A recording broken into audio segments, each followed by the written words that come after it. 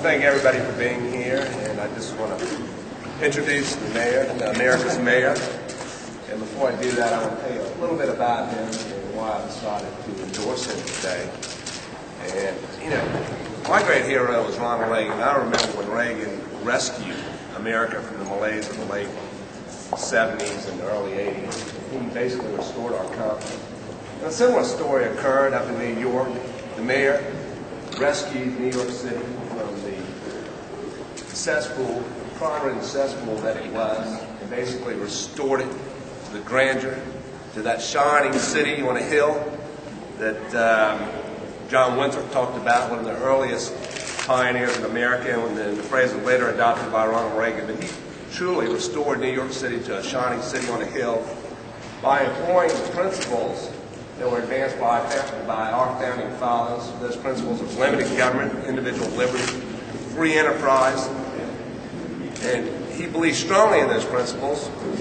He put them into action in the most liberal city in America with his legislature basically was a city council. I think there were 45 Democrats, 6 Republicans, against an entrenched, powerful establishment.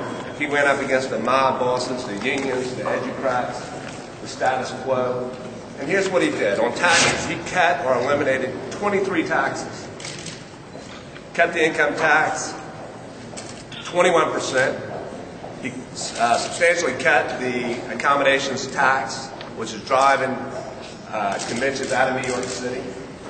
And revenues as a result of this increased. He believes in supply-side economics because he put it to work and he saw the results at work.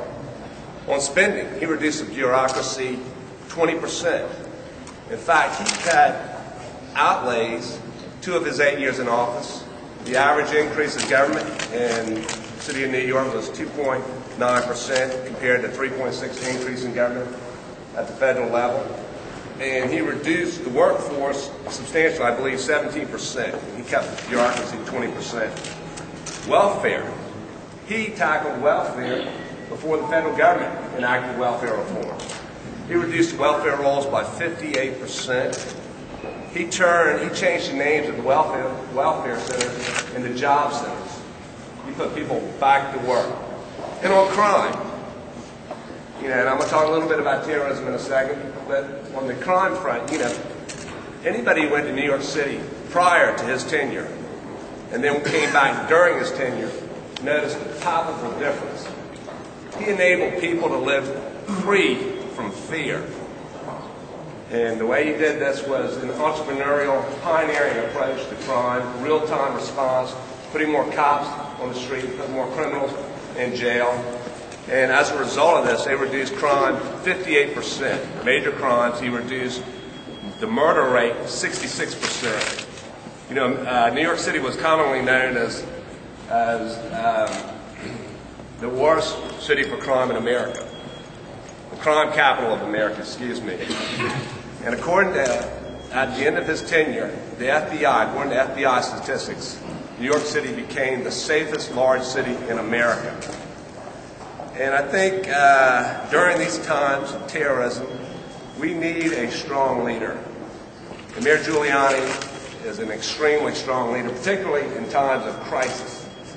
When we're fighting terrorism, he knows, he understands. He's been fighting this battle since the 70s.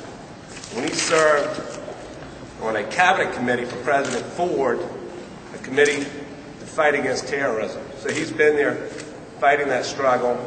And again, it takes a strong leader, a man who has a very strong spine to do what he did, the most liberal city in America, against tremendous opposition.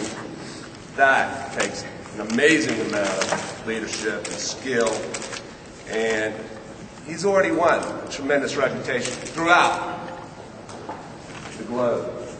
And he's already earned and gained a proud position in the future history of America. And whenever there's a crisis around the world, just recently in Argentina there was a crisis and the people down there said, we need a Rudy Giuliani.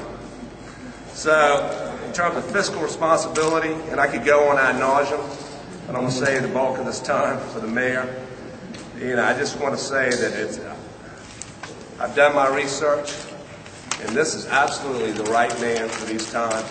He's a true fiscal conservative, and in the war against terrorism, he's the only person that I would consider.